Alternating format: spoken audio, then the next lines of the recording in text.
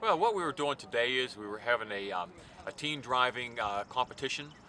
It's held in different areas throughout the state, and we had several local high schools that participated.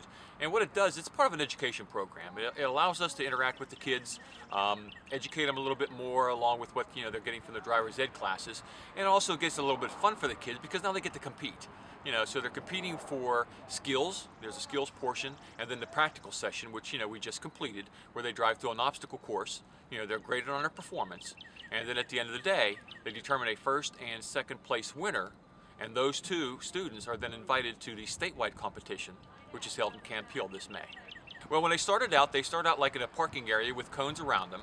When they began, they had to move out of those without hitting any of the cones. They went into a serpentine.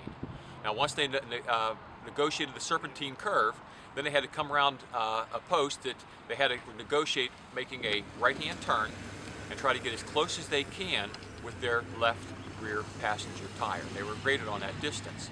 From there, they backed into a parking spot. They were graded there on how close they came to the rear cone for distance without hitting it. After that, they moved through a precision area, I'll call it, where they have tennis balls separated for the distance for the tire, and they had to negotiate and go straight through that with their driver's side tire without hitting any of the tennis balls. And then they were graded on the amount of tennis balls that they didn't hit.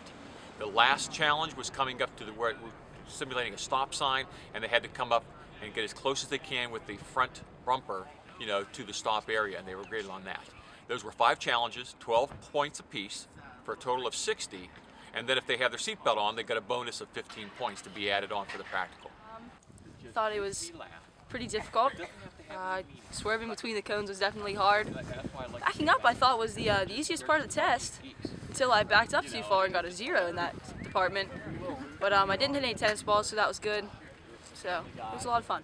It was a little bit nerve-wracking, but it was definitely a beneficial experience.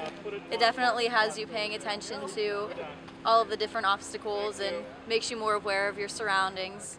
It was definitely a very good experience.